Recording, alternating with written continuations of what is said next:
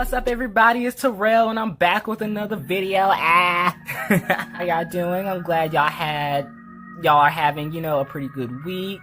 I hope everything's going well for you, darlings. But if not, I do pray for you, and I pray that everything goes through for you, and you come out a stronger person despite your situation, whatever that may be. I hope you subscribe. Come on and subscribe. Come support. Hit that notification bell so you won't miss anything from me. And to those of you who don't know me, I'm Terrell Washington. I'm a Southern YouTuber. Just trying to build my life. Just trying to build my life and be the best artist / influencer / entertainer that I can be and reach my own personal potential. So I hope you do like it and come join my fam. We're going to be talking about marriage. Because I feel like nowadays, everybody puts, I wouldn't even say nowadays, because honestly, just throughout all of just history, we put so much emphasis on marriage, Now, I can understand, way back then in ancient times, and I'm not talking about the 60s. That's not ancient times.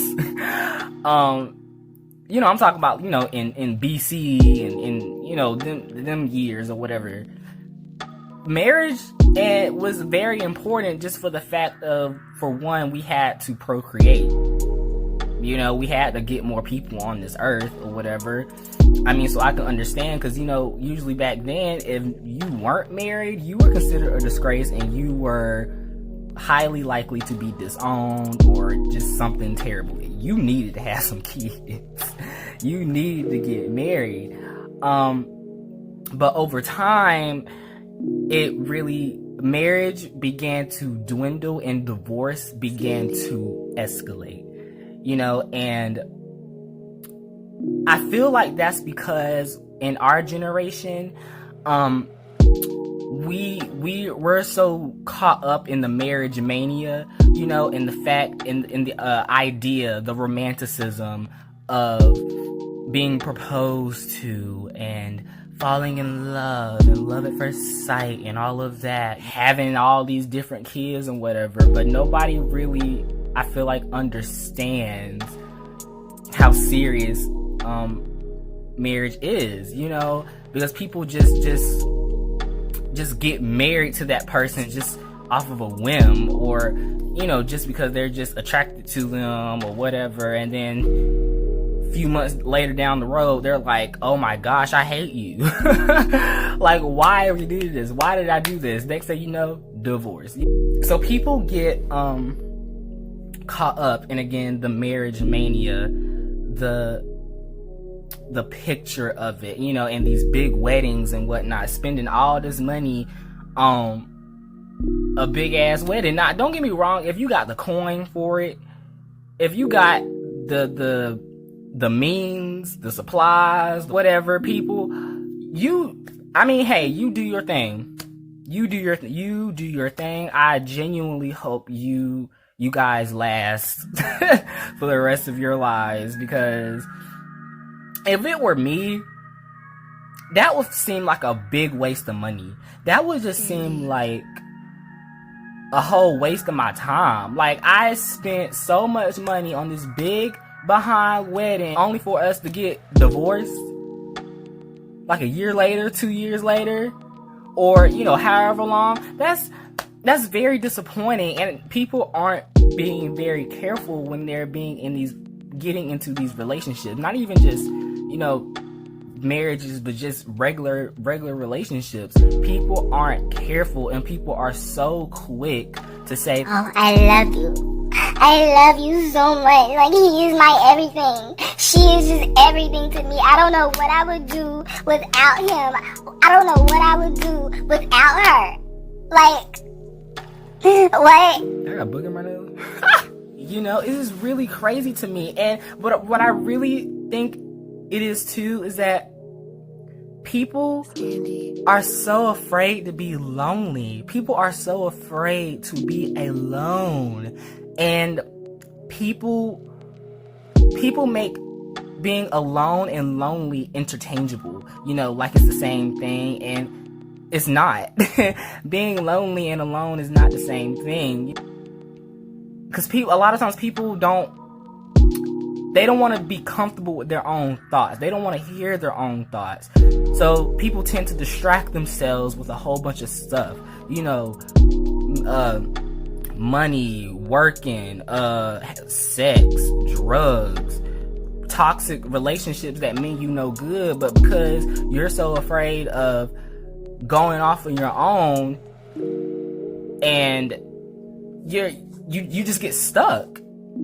You know, you're just stuck, and you wonder why you're miserable. I mean, I just don't understand it. What I think people need is just self-exploration of themselves. People need time to themselves. Alone time is of the essence. I've never been in a relationship, you know, but I have done like online stuff before, you know, and I don't recommend it, because honestly, in my personal experience, I regret it. I really do regret it.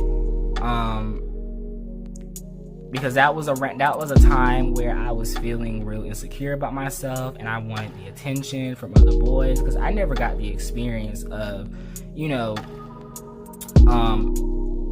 having the whole boyfriend flirting or whatever in middle school or high school or whatever, unlike everybody else or whatever. By the time I became comfortable with myself, you know, and it was official, again, I was fiending for that attention. You know, I really wanted to be told, you know, I was beautiful and this and that, you know, I wanted to be wanted. So in turn, I traded my worth for fleeting moments of pleasure. And that made me feel, you know what, for lack of a better way of saying it, I felt like a hoe. I felt like a whole hoe, and that did not make me feel good. That did not make me feel good at all. So I was like, you know what, I gotta pull the plug on this. I have to pull the plug. Because this is not how I want to be seen as. That is not how I want to be portrayed, you know? So the point is, don't sacrifice your self-worth just to be wanted by somebody, just to have sex with somebody. It's hard enough in this life carrying your own pound of flesh, you know, only for you to end up worrying about somebody else, especially if they don't give a damn about you. They just care about your body and what you could give them. That's toxic, and it will do nothing but continue to leave just a void inside of you. You are a whole abyss.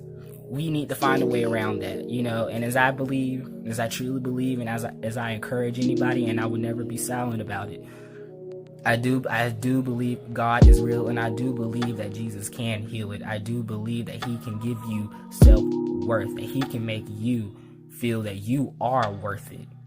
You are truly worth it, and that light will shine in you, and your heart will change.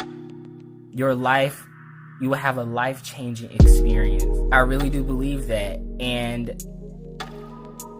it's really also why I believe we really should wait until we're married to have sex, because it's so serious, because I believe that it's an exchange. It's an emotional exchange between the two parties. It's a spiritual exchange between the two parties. You know, you're trading feelings, physical stuff. You're trading fluids. You're exchanging, you know, internal stuff that you probably don't even know what that person got going on. You don't know what kind of demons they fighting, you know, because everybody has something. So because it's two people becoming one flesh. It's two beings becoming one. I honestly think sex is the most physically possible way that you can be close to someone. The closest. That is the closest, I believe.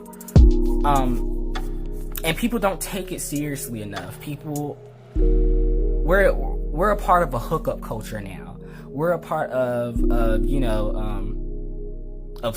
part of a culture of side hoes, and how many side hoes can you get? How many side dudes do you got? Who can get me money? Who can do this for me? Or, this and that. So it's the whole purpose of it is completely just flipped on its back.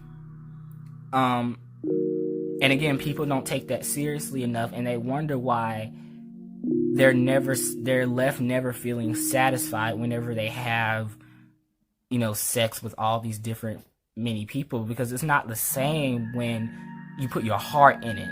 Both of you put your heart in it. And I honestly imagine that when two people are in love and they're married and they're having sex with each other, and it's almost like they see the cosmos.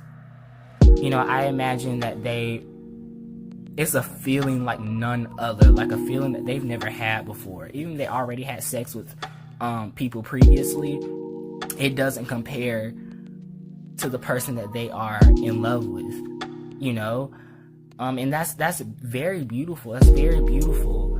And personally, I think that's what we should aspire towards, but at the same time, I'm not gonna put too much emphasis on marriage, because a lot of people feel like that we're all supposed to do it, and if you don't do it, something is wrong with you, and you're gonna die alone, you're gonna be lonely, you're gonna be depressed for the rest of your life, you're gonna have to end up going to a mental institution, and if you don't get married or whatever, you don't have kids, then who's gonna be your legacy, and just all kinds of things. And if you don't have sex, you're a loser. It's just a lot. It's just a lot that people believe is so true and yet isn't. Because people are so afraid to be alone. They're terrified of it because they don't want to be alone with their thoughts, with their screaming thoughts. They don't want to deal with that. They run away from themselves. But a pastor at a church that I attend, she said, being alone is our best friend. It can be our best friend because those are the times that we need to reflect. Those are the times that we need to just woosah and get our mind together and just comfort ourselves, work through some mental things for a minute, and just give the outside world a break. Give these relationships a break because they are very draining. And I think, being single is it's a positive thing. It is a positive thing. It is a gift. Just like marriage is a gift, singleness is a gift. It just depends on how you view it. Of course, if you view it to be a terrible thing and that, you're never going to find anyone and this, that, and the third, of course it's going to be miserable. Of course it's going to be, you're going to feel like you're cursed, but when you begin to rethink it and begin to think of it like, okay, this is a gift because I have complete independency. I have freedom. Oh, I have so much freedom to just be me and embrace me and love me, and not in a conceited way or an arrogancy, but self-love, because you're caring for yourself, and you're doing all these things that you have wanted to do. You're doing your dream. You're talking to all these people. You're traveling. You're doing so many things compared to, if you're married and you're tied down, and not to say this again, it's a bad thing, because it isn't, but you just don't have as much time because now your priorities are upon your spouse, and if you have children, your children, and your household. So that right there will be your main priority. You know, so again, your interests are divided. And if you are a religious person as well and you believe in God, then yeah, your interests are divided between your household and the Lord, you know, the Creator. So compare it to, you know, again, if you are a believer, and you are a single person, you can devote all of your time to God. You can devote all of that to God, and it'll be worth it. It'll always be worth it. I mean, because God will always work for your benefit, you know, and do things for you that you couldn't even imagine, and it blows your mind every time, you know. So you just have to keep going. You have to keep praying. You have to be comfortable with just yourself, because honestly, a fun fact, there's not going to be marriage in heaven. There's not. There's not going to be marriage in heaven. There's not going to be male or female. I mean, it's just, we're like the angels, and we just are. And we are, and we're holy, and we're holy. We're holy. Which really reminds me of something else. The whole point of, I guess, with people trying to turn gay people straight, that's a mistake, because that's not the point. We're not here to try to make gay people straight. I mean, don't get me wrong. I do believe that it can happen, you know, especially with the grace of God. God can do anything.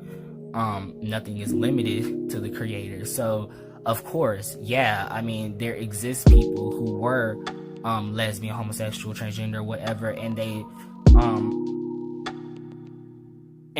they've switched their orientations or whatever. But at the same time, there are those of us who, you know, again, naming myself, where that doesn't happen, and we just are. So we have to find a different way to live, or at least I do. You know, I can't speak for anyone else, but you know, that's why I really singleness is a good thing. Singleness is definitely a good thing. I believe it truly is a gift. I believe that it truly is a gift, because the whole point of all humanity, is to be holy.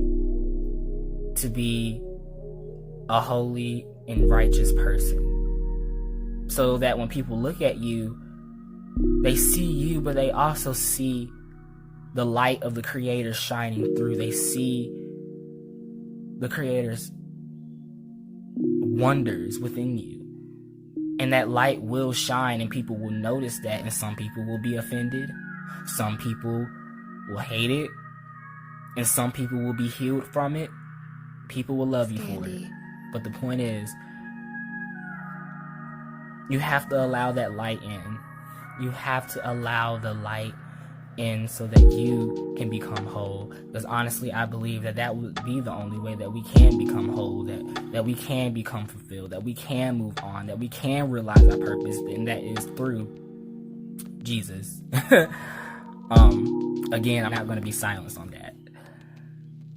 Because I've had too many experiences in my life to doubt it.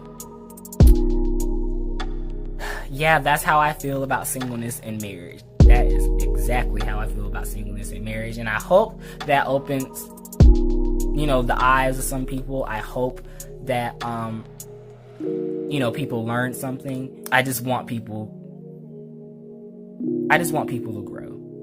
Like I want to grow. I want other people to grow. I want you to grow. I want us to grow together. You know, so yeah, that was it, y'all. Thank you so much for watching. Thank you so much for tuning in. As always, ItzRelly. Subscribe, hit that notification bell, share, tell everybody about me. So, Relly out, y'all. Bye.